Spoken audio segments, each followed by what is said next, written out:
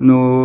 په داسې ناروغانو کې چې هغه خپله یو ناروغ د دې خپې څخه استفاده نشي کولی یا دې په دې خپه کې زخمونه درلودله او دا زخمونه د ده دپاره یو خطر و، هر وخت دا په میکروبي کېدل.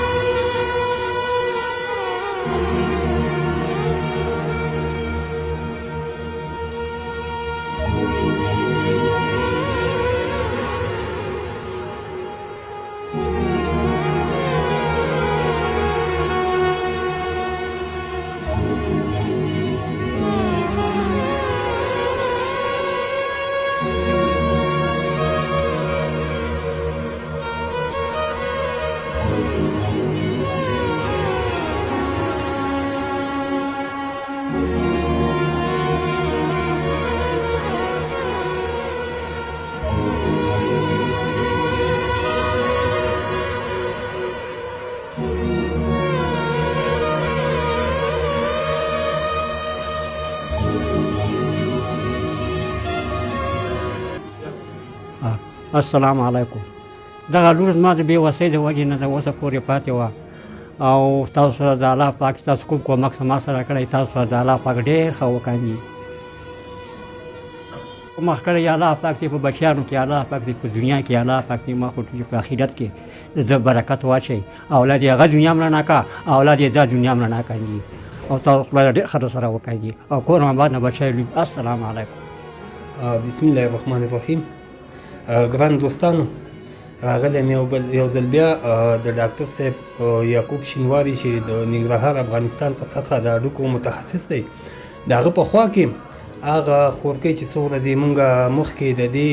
هغه یو ویډیو د تاسو سره شریکه کړې وه، د هغې موضوع د خپې کومه موضوع چې وه هغه خپه 2 کاله مخکې دغه بچی زموږ چې وه هغه دلته یو ګاډي وهلې وه، خو د غریبۍ او د غربت د وجې هغې کورنۍ نشو کولی چې د هغه مریض کوم درملنه چې وه هغه یې کړې وی. د ډاکټر صاحب د کور ودان وي چې هغه ورسره انساني همدردۍ په خاطر یې ورسره کال مخکې یعنې د هغې درملنه یې کړې وه، خو نصیب نه و هغه خپه یې تر اوسه پورې ښه نه شوه او خپه اوس مونږ چې نن راغلو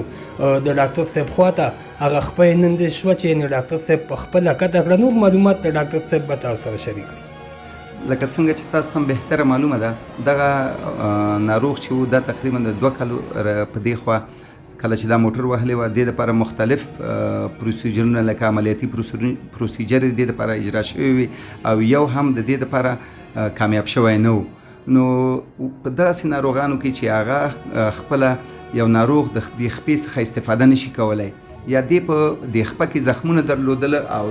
دا زخمونه د ده دپاره یو خطر و، هر وخت دا په میکروبي کېدل او دا مجبوره وه چې دې دپاره دواګانې استعمال کړې وه او څومره غریبه وه دی نشو کولی چې دا د دې قیمت ادا کړي. نو د دې دپاره یو دغه ښه دا و چې دا د دې دپاره دا خپه قطع شي. نو دا د دې په خاطر باندې موږ اوس دې مریض ته د خپله د زنګانن لاندې دا خپه قطع کړه او انشاءالله یو میاشت وروسته به دې ته مصنوعي خپه موږ اچوو او دا به لکه د یو نورمال شخص په شان دی په دې جامه کې ګرځي، په دې باندې به کار کولی شي، تګ راتګ به بیخي د یو نورمال شخص په شان باندې دا کولی شي دا ترسره کړي. مننه کوو د ډاکټر صاحب نه. هېوادوالو که چېرته د مریض نه خپه نه وی قطع شوي، یعنې د مریض خدای مکه ژوند په آینده کې په خطر کې و، سبب یې همدا و چې د دنیا نه رخصت شوي وی، خو د ډاکټر صاحب د کور ودان وي چې څه همکاري یې ده وه او څه د هغه به احساس ورونو همکاري چې موږ سره نغدي کومک ته دغې مریض په باره کې وکړه. اوس الحمدلله هغه مریض چې کوم